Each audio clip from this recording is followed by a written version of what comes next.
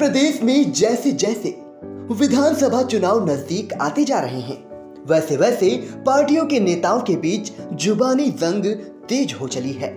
Samajwadi party के वरिष्ठ नेता और महाराष्ट्र के प्रदेश अध्यक्ष अबू हाशिम आजमी ने AIMIM के अध्यक्ष असदुद्दीन ओवैसी पर हमला करते हुए कहा कि बीजेपी के लिए कुछ पार्टियां एजेंट का काम कर रही हैं और यूपी में वोट काट कर बीजेपी को फायदा पहुंचाने की कोशिश कर रही हैं।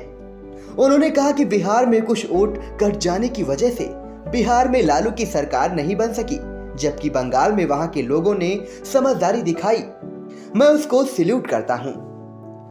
उन्होंने कहा कि बंदूक की नोक पर कोई समझौता नहीं हो सकता। जनता किसको समझौता करने लायक समझती है, उसी से समझौता करती है। जो पार्टियां सेकुलर हैं, सभी समाज को साथ लेकर चलती हैं। समाजवादी पार्टी उनसे समझौता करती है। अबू हाशिम आजमी परिवर्तन यात्रा के साथ बलरामपुर पहुंचे थे।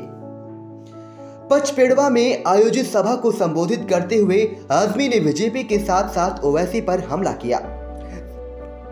सपा कार्यकर्ता ने आजमी को स्मृति चिन्ह देकर सम्मानित किया। नुकसान पहुंचाएगा। कोशिश उनकी यही है कि जो वोट काट दो। मेरा इशारा वही उन्हीं लोगों के ऊपर है जो लोग सत्ता में नहीं आएंगे, जो लोग जो है कुछ वोट लेकर के जैसे बिहार में लालू की सरकार को रोक दिया। लेकिन मैं सल्यूट करता हूँ बंगाली लोगों को, उन्होंने बंगाल में ऐसा नहीं होने दिया। वो लोग आगे कहेंगे हमारा हक है लड़ने का, बिल्कुल आपका हक है, लेकिन मैं उनसे निवेदन करना चाहता हूँ ये हक लेकर के कुछ वोट ले करके हमारी जीत को रोक करके बीजेपी को फायदा न पहुँचे, ये हमें ये मत कीजिए अपनी बात, और बीजेपी को हटाइए यहाँ से। अभी उससे समझौता कर रही है, जिसको नहीं समझती नहीं कर रही है। कोई जबरदस्ती थोड़ा बंदूक चला के समझौता कर सकता है। हमें लगता है जो पार्टियाँ अच्छी हैं, जो सेकुलर हैं, जिनके साथ रहने से समाज के लोग हमारे साथ जुड़ेंगे, हम उनको जोड़ रहे हैं।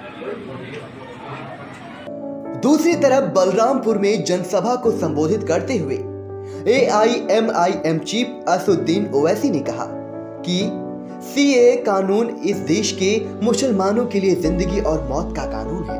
उन्होंने कहा कि जिस तरह किसान बिल मोदी सरकार ने वापस लिया है, इसी तरह CAA और कानून भी वापस लेना पड़ेगा। मुझे तुम्हारी दुआओं की जरूरत है। मैं यहाँ पर अपनी मकबूलियत, अपनी अना के लिए नहीं आया हूँ, न कभी आऊंगा।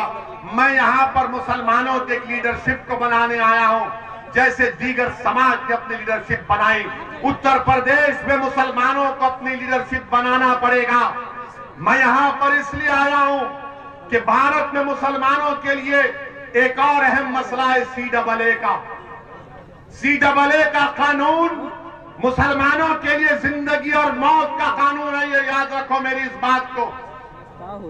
योगी आदित्यनाथ हमको धमकी दे रहे हैं कि एक शख्स आ रहा है और माहौल को बिगाड़ रहा है। योगी आदित्यनाथ, उत्तर प्रदेश में कितना अच्छा माहौल हमने देख लिया। आज TET का इम्तिहान में पेपर लीक हो गया, मगर मैं भारत के मुसलमानों से और उत्तर प्रदेश के मुसलमानों से, उत्तर प्रदेश के सेकुलर जहन रखने वाले हिंदू भाइयों से कह रहा हूं कि CAA कानून के खिलाफ हमको आवाज उठाना है। इस कानून को नरेंद्र मोदी की सरकार को वापस लेना है। जैसा किसानों के एहतजाज पर मोदी ने उन किसान कानून को वापस लिया, ये कानून भी भारत के संविधान के खिलाफ है। ये मजहब की बुनियाद। जब हमारा कानून हमारे खिलाफ बनता है तो खाली जुमले बोलकर बैठ जाते हैं। हम नरेंद्र मोदी सरकार से इस बात का मुतालिबा करते हैं कि जिस तरह किसानों के कानून को वापस लिया गया, CAA, NRC, NPR को भी बंद होना चाहिए। अगर याद रखो मेरी इस बात को, अगर CAA, NPR, NRC होगा तो जिस तरह आसाम में 1.5 लाख मुसलमानों को अपनी शहरियत साबित करने के लिए कोर्ट को फॉरेनर्स ट्रिब्यूनल को जाना पड़ेगा। बलरामपुर के उतरौला विधानसभा क्षेत्र में AIMIM के उम्मीदवार डॉक्टर अब्दुल मन्नान के पक्ष में सभा का आयोजन को संबोधित करते हुए ये बात कही। उन्होंने TET का पेपर लीक होने पर ओवैसी ने योगी सरकार पर चुटकी लेते हुए कहा कि बाबा की ठोक दो पॉलिसी में टेट का पेपर कैसे लीक हो गया। ओवैसी ने कहा कि अब बाबा टेट का नाम बदल देंगे, अब पेपर लीक नहीं होगा। पेपर बीजेपी नहीं बचा पाई, वो भी लीक हो गया। बाबा, ये ठोक दो की पॉलिसी में पेपर कैसा लीक हो गया? बताओ योगी आदित्यनाथ, तो आप तो कहते हैं ठोक देंगे, नाम बदल देंगे। अब बाबा बोलेंगे कि टीटी का नाम बदल देता हूं, पेपर लीक नहीं होगा। हर जगह नाम बदल देंगे, अरे पेपर लीक हो गया। 20 लाख बच्चे और बच्चियां जो आज प्राइमरी अपर प्राइमरी का इम्तिहान लिख रहे थे, टीचर्स का इम्तिहान, वो पेपर लीक हो गया। ये कौन सी सरकार है बीजेपी की जो गरीब नौजवानों को इतना मायूस कर देती? ओवैसी ने कहा कि बाबा गन्ने की बात नहीं करते, जिन्ना की बात करते हैं। उन्होंने कहा कि हमने जिन्ना को 75 साल पहले पाकिस्तान में फेंक दिया था, अब हमें गन्ने का फिक्र है, जिन्ना की नहीं। जिनको तो हमने बंद करके 75 साल पहले फेंक दिया कि जा पाकिस्तान, ये भारत मेरा है। मगर योगी और बीजेपी आरएसएस को जिन्ना की फिक्र, हमको गन्ने की कीमत की फिक्र। असदुद्दीन ओवैसी ने बेरोजगारी को लेकर भी उत्तर प्रदेश की बदहाली का उल्लेख करते हुए सरकार पर हमला बोला। 30 साल के दरमियान में 2017 में 15% ऐसे बच्चों को नौकरी की जरूरत थी, 2017 में। अब 2021 में वो बढ़ते बढ़ते 23% हो चुके हैं। 25 और 29 साल के बच्चे 23% को नौकरी की जरूरत है। तो योगी आदित्यनाथ और मोदी ने क्या किया? नौकरी मत कर, गाय रक्षक बन जाओ। नौकरी मत कर, मॉब लिंचिंग में लपेट जा। नौकरी मत कर, ये देख के कोई मजहब तो तब्दील नहीं कर रहा है।